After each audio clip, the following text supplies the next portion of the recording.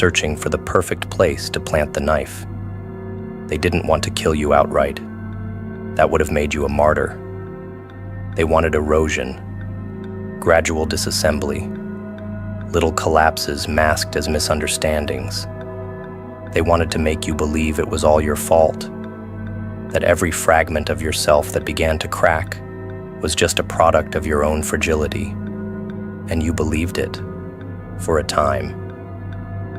You looked in the mirror and mistook their venom for your own weakness, because that's what they counted on, not your failure, your doubt. They needed you to internalize their chaos so they could keep their hands clean. And yet, you didn't shatter. You molted. You broke the illusion, not yourself. And now they stretch their hands toward the storm they summoned and find themselves scorched by the very power they once sought to dismantle. They didn't know what they were dealing with. They thought the silence in you meant softness, that your kindness was a symptom of confusion, that your patience was born from insecurity. They mistook your stillness for submission, your composure for compliance. They poked and prodded, expecting screams, but you gave them eyes instead, still, observing, surgical. You studied them like a surgeon studies a tumor. Every insult, every manipulation, every passive-aggressive jab cataloged in the quiet chamber of your awakening.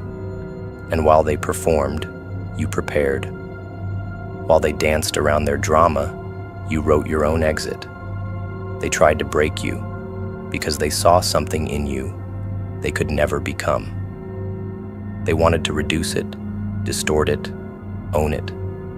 But you turned every crack into a sharp edge, and now their hands bleed when they try to touch what they once controlled. They operated like parasites, not feeding off your success, but off your confusion. The more uncertain you were, the easier you were to shape. That's how they invaded, not with demands, but with doubts. Are you sure that's the right choice? You've always been a little too much. I'm just saying this because I care. The words that sound like care but taste like poison. You don't notice it at first, because they deliver it softly, like a lullaby made of razor blades. But over time, your inner world becomes a battlefield. You stop trusting your instincts. You apologize before speaking. You second-guess your own joy. That's how breaking begins, not with impact, but with infection, until you forget where they end and you begin. But one day, you stop asking them to validate your strength. And that's when the healing starts. Not pretty, not poetic, just raw reclamation. You rip their voice out of your inner monologue and replace it with your own. There's no manual for surviving slow destruction. There's no applause for the quiet war waged inside your chest every day you chose not to become what they projected onto you. But you fought anyway, in silence, in solitude, in spaces they couldn't reach. You rebuilt your nervous system, taught your body how to trust again, how to walk into rooms without flinching, how to speak without rehearsing 1,000 defensive exits. That's what they'll never understand. The strength it took to choose peace instead of retaliation, to stay calm while they screamed, to walk away while they begged for one more round. They thought you'd always need them, that they had buried their hooks too deep. But what they didn't realize is that some people bleed their way into rebirth, that some roots don't rot, they rewire. And you came back with armor stitched from the very trauma they tried to bury you with. They threw storms at you, hoping you'd drown in your own doubt. But you learned how to breathe underwater. You didn't wait for the sun to rise. You became the fire. That's what makes you terrifying now. Not because you're cruel, but because you're immune. Their absence no longer echoes. Their presence no longer penetrates. You sit in your own gravity, a sovereign force, and that terrifies them more than any scream ever could. They don't reach out because they miss you. They reach out because they're testing the walls, seeing if the old door still opens. But you changed the locks. You rewired the walls. You burned the map and built a kingdom where their name doesn't echo anymore. They tried to break you because that was the only way they knew how to relate.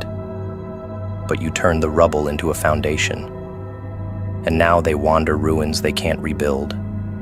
They will say you've become cold, that you're not who you used to be, that your walls are too high, your silence too sharp.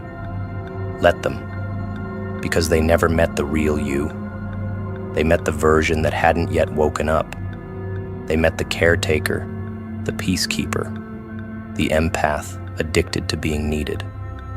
But that version died the day you realized love that has to be earned through suffering is not love. It's enslavement.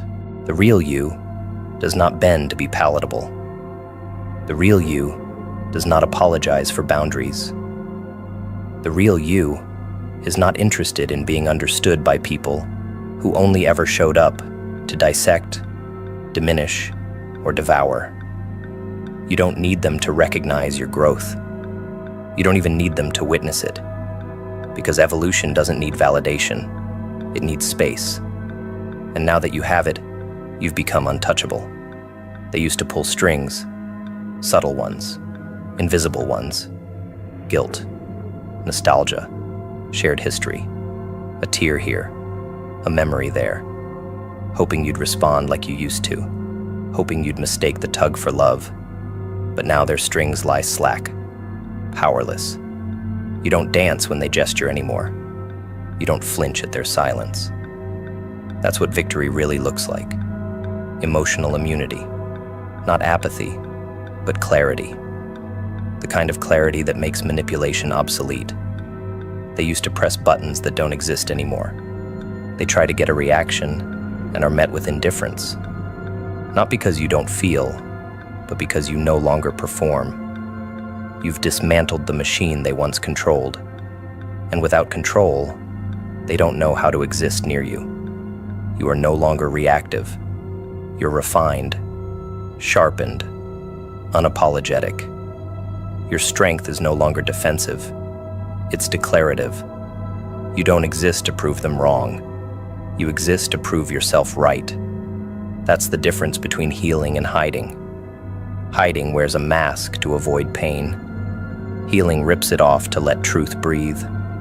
You chose the brutal path, the one that left you raw, but also the one that left you real. And now, they can't even touch you. Not because you built a fortress, but because you became one. Every brick of your presence is laced with lessons they can't comprehend. Every step you take is a rejection of their blueprint. You didn't just survive, you outgrew their reach. They'll watch from afar now, eyes scanning for weakness, waiting for you to stumble back into the version of yourself they once controlled. But you don't go backwards, because there's nothing left there for you. You learned that anyone who tries to break your spirit is already broken, that cruelty is projection, that control is cowardice in costume. You hold no hate, just distance, no revenge, just growth. And that, more than anything, is what they'll never forgive, that you healed without their permission, that you became whole without their apology, that you found joy in a life where their name carries no weight. They tried to break you, but you learned to bend like fire. And now you burn too brightly to touch. So when they return with softer words and curated regret, let the silence answer for you. Let your peace speak louder than any monologue. You've said enough. You've survived enough. You've risen enough. And now it's time to walk in it, not with spite, with sovereignty.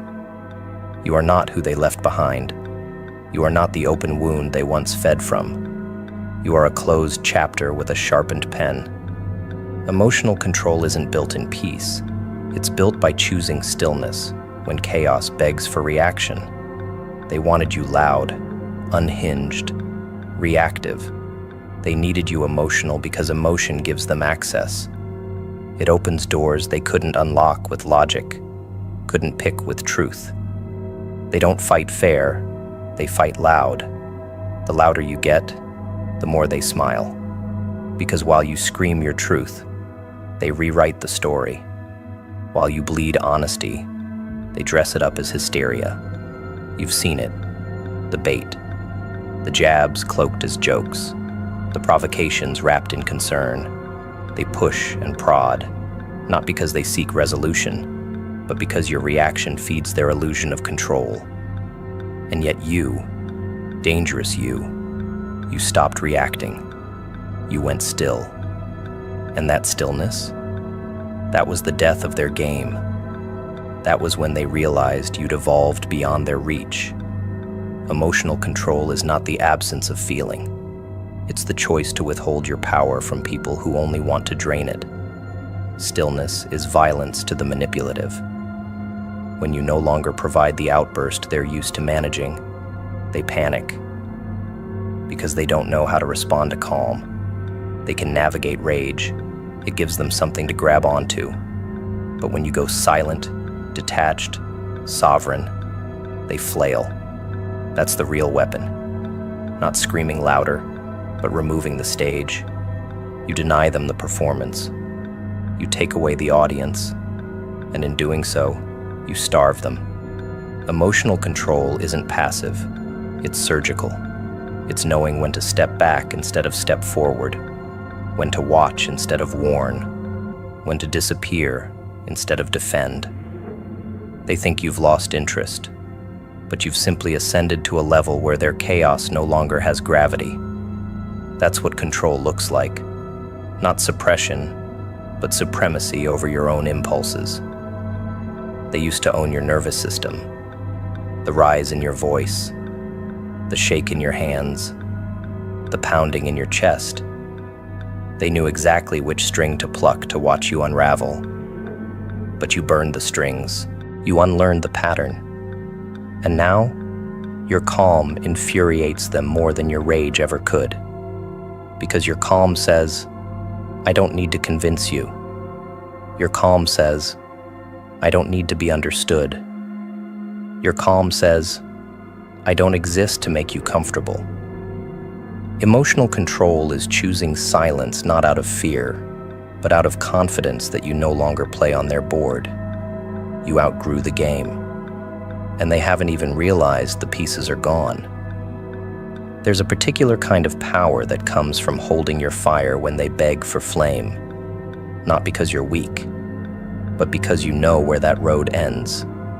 You've walked it, screamed until your throat tore, apologized when you were the one bleeding, explained your soul to people who only wanted ammunition. And now you just stop, not to punish, to preserve.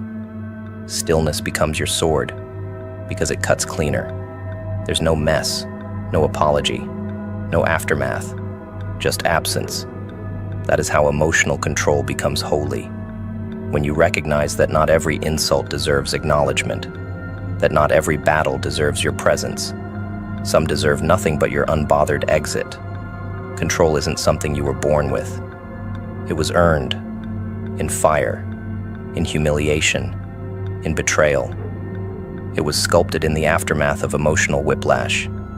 You had to learn it, rewire your instincts, teach your body that not every feeling deserves expression, that some emotions must be observed, not obeyed. And that's not repression, that's rebellion. Because in a world addicted to reaction, stillness is subversive. It terrifies them because it makes them irrelevant. They'll call you cold, distant, robotic. Let them drown in their own projections while you master the storm within. You don't owe anyone your emotional availability, especially those who weaponized it. They will try again. Don't doubt that. They'll return with new tricks, softer tones, louder sob stories. They'll find new ways to bait your compassion, hoping the old version of you is still hiding somewhere inside. But emotional control is not a phase. It's a rebirth. You've built a new infrastructure, one they can't navigate. Their map no longer applies.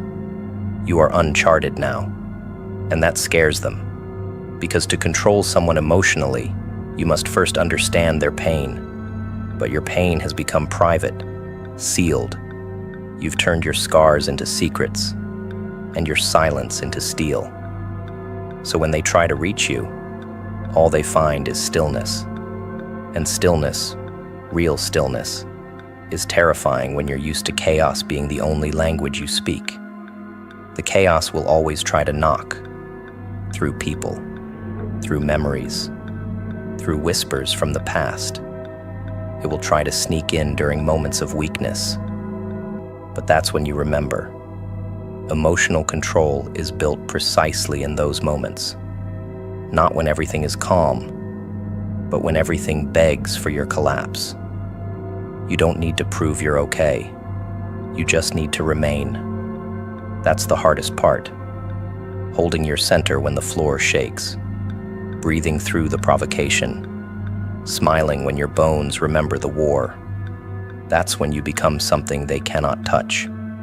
Something beyond insult, beyond bait, beyond chaos. Emotional control makes you mythic. You're no longer someone they can figure out. They speak, hoping to provoke. You blink, that's all. And in that blink is a boundary louder than any shout, because it says, I've heard this before. I've survived this before. And I no longer require it to prove who I am. They don't just lose the ability to manipulate you. They lose the ability to matter. You stopped giving them the keys to your peace. You reclaimed your reactions. And now, even when they try to hurt you, it's like throwing knives at air. You're no longer standing where they expect you to be. You've moved inward. And inward is a place they can't follow. The mind stops spinning when you stop feeding it stories that keep you weak. The mind doesn't just think, it feasts. And it's starving or satisfied depending on the stories you spoon-feed it. Most people, they feed it poison laced with nostalgia. They repeat lines handed to them in childhood, by cowards disguised as parents, by lovers who only knew how to love themselves, by friends who hated your reflection because it reminded them of their own failure. You carry these stories like relics. I'm too much. I'm not enough. They'll leave if I speak. They'll hurt me if I stay. These aren't truths. They're tapes, looped and looped until you call them identity. And while your spirit rots, your mind spins. It spins because it cannot find traction in lies. It spins because clarity terrifies the false self. And they want you spinning. A weak mind is predictable. A distracted mind is compliant. But the moment you stop feeding it the script written by others, it starves the parasite. It collapses the illusion. And silence, real silence, floods in. They never taught you how to sit still without shivering, because stillness exposes what distraction masks. And you were always distracted by validation, by old pain, by the hope that maybe this time they'll treat you better. But hope built on fiction is just a leash. They needed you to need that leash, because it kept you from seeing the cage. But then you paused, you exhaled, and you stopped telling the same story. You stopped saying, I'm broken because they left. You started saying, I was breaking long before they walked out, and maybe that's why they were allowed to stay so long. That's when the spinning slowed, because the story changed. And when the story changes, the entire machinery of your suffering starts to grind to a halt. You are not your thoughts. You are the hand that feeds them, the architect that programs them, and the enemy that often keeps them on life support, long after their usefulness has decayed. The mind obeys pattern. If you keep feeding it betrayal, it will expect betrayal. If you keep feeding it guilt, it will crave punishment. And if you dare, just once, to feed it a thought not rooted in self-hate, it will revolt. It will spin harder. Because healing is not the mind's habit.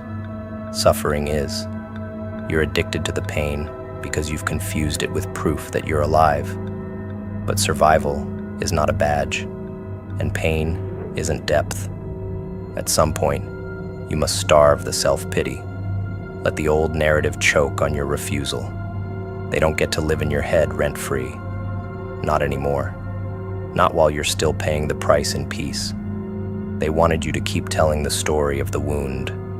Keep reliving the moment it all fell apart. Because a mind stuck in the past can't act in the present. And if you can't act, you can't change. So they left you frozen, repeating, spinning, internalizing. But change, real change, begins the moment you decide the story no longer serves the character. That you're not obligated to play the victim just because the opening scene was ugly. You rewrite it. You say, that wasn't pain, that was pruning. That wasn't abandonment, that was release. That wasn't love, that was ownership wearing perfume. Every time you change the meaning, you shatter their grip. They don't get to narrate your downfall anymore. You've taken the pen back, and your mind, it stops spinning when it realizes it no longer needs to prove pain for its voice to matter. You learned early that pain made you interesting, that being broken earned applause, that tragedy was attention, so you spun your mind like a carousel of collapse, hoping someone would see the storm and call it art. But storms don't save, they destroy. And while you performed the pain for others, you forgot how to feel anything that didn't demand an audience. The mind kept spinning because it didn't know what else to do. Calm was foreign. Joy was suspicious. Peace felt like boredom. So you fed it more chaos, more fear, more drama disguised as connection. But that's not living. That's circling the drain with pretty words. You were never meant to be someone's favorite tragedy. You were built to evolve past even your own applause. And when you realized that, you stopped spinning and started moving. They hate when you stop telling the story that made them the center. When you stop crying in rooms they used to haunt. When you no longer use their betrayal as your identity. Because if you're not broken by them anymore, what does that make them? If your story moves on, their part dies. That's what they fear. Not your success, your healing, your detachment, your refusal to keep bleeding just so they remain relevant in your mythology. And you, once an open wound they could prod for attention, became closed. Not cold, just inaccessible. Your mind no longer obsessed over who left. It started wondering who you'd become if you stopped needing them to come back. That's the pivot. That's when the loop breaks. Your mind is a beast, but it learns quickly. The moment you shift the diet, it shifts the output. Stop feeding it questions with no answers. Stop asking why they did it. Start asking why you let it define you. Stop analyzing their absence. Start building your presence. The thoughts don't stop overnight, but the obsession fades when the attention moves. When the new story gets louder than the old one. When you say, I'm tired of being tired, and your mind finally believes you. The loop ends not because the pain vanishes, but because you finally stopped rewarding it with your time. You gave your silence to peace, not nostalgia. And in doing so, you became untouchable to the very voices that used to live in your head, like kings. They'll come back, not physically, but in echoes, through songs, through dreams, through strangers who use the same words. They'll knock on your mental doors, hoping for the old script to play. But you won't answer, not with rage, with stillness. That's how they know they've lost access. The power, finally, returned.